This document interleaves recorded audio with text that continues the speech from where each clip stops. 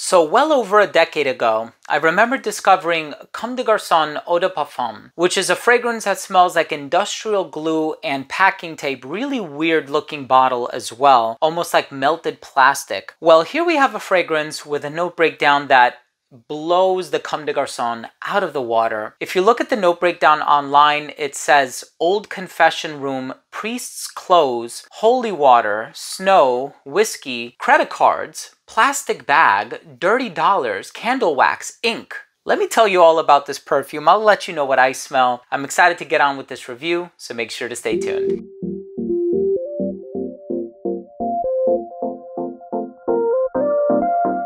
Now, before I begin today's episode and I give you my thoughts on Anarchist by Toskovat, a brand based out of Romania, I'm going to let you know what I think in terms of the smell, all of these imaginary notes which are quite peculiar in nature. But before I begin the video, I do want to mention that if you're a fan of fragrance-related content, please do consider subscribing to the channel, hitting that bell, and also giving this video a thumbs up. It would really mean a lot to me. So honestly, when I first heard about this fragrance, and of course it seems like people always talk about it on Facebook and everybody discusses how peculiar the notes are, and of course they are imaginary notes, and you know, this isn't something that hasn't been done before. We look at Imaginary Authors, which is the brand of Josh Meyer, and of course that concept has been used among many perfumers and many brands, and it's something that continues to happen even today. So here we have a fragrance with the most peculiar note breakdown I have ever seen in my life, and it's all about consumerism right around this time of the year, and hypocrisy as well. If you read the little card that is inserted into the box, so it's a drawer style presentation, and of course it has these cards here that I didn't want to break apart just because I think the presentation is so wonderful. And I had a chance to meet the brand at Scent Explorer this year, and this is one of the coolest discoveries. Nevertheless, I'm going to tell you all about the smell in just a moment. Let's start things off with a quick look at the presentation first.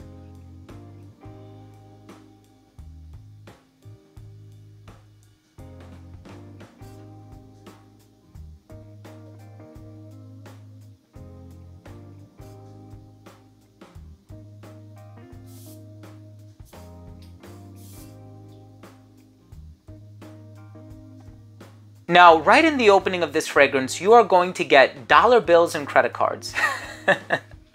Well, maybe not. What I mean by that is it opens up with this sort of smoky, spicy smell. And so the good thing is it doesn't really smell plasticky to my nose. And of course, with fantasy notes like plastic bag and credit cards, one would be left to assume that there's going to be like a plasticky accord, which I can't imagine that smelling pleasant in any perfume. And the good news is that nothing about this fragrance smells plasticky. It does open up kind of smoky, kind of spicy. And the first ingredient that I saw in the note breakdown that I felt like, you know what?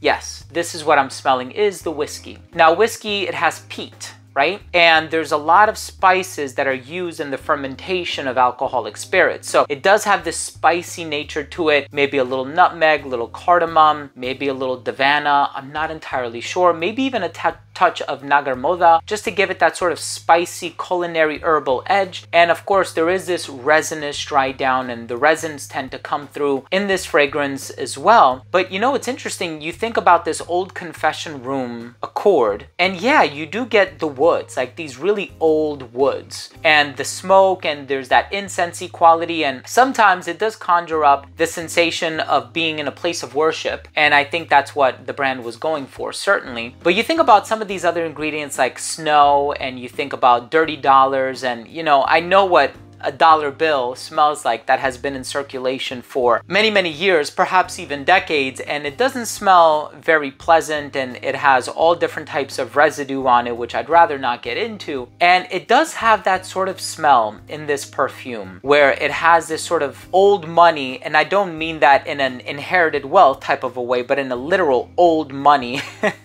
like you're holding a banknote that is a few decades old. It does have that vibe going on in it, which I think is super cool. Like, for a brand to, you know, express that in olfactory form, I think takes a lot of work, and I think it takes a lot of research. And here you're gonna get a smoky, spicy, whiskey, birch tar type of a fragrance, but it's not too smoky. And I think that's something that I can really appreciate about this fragrance, because there are some fragrances by Filippo Sorcinelli that are amazing, but some of them are a little bit too smoky, so there are a lot of people who'd be a little bit leery on wearing them, I think. And then there's also Poltergeist by Heretic Parfum, which is like the smokiest fragrance that I've ever smelled in my life. I can't even wear it, right? And I own a bottle, and I've never worn it except for like Halloween one year or something like that. But here's a fragrance that actually does smell wearable, but it also puts you in this imaginative frame of mind where you're looking at the note breakdown and you're trying to visualize, how was this interpreted? How was that interpreted? And I'm sure, you know, from a marketing standpoint, a lot of these notes were thought of after the fact. And it's like, oh yeah, we can kind of pull this off or pull that off. But nevertheless, I think it's so cool. And I think it truly showcases the art of perfumery. And I would like to see more brands do something like this in the future, just to kind of create this immersive experience with the wearer and the consumer. But Anarchist by Toskovat,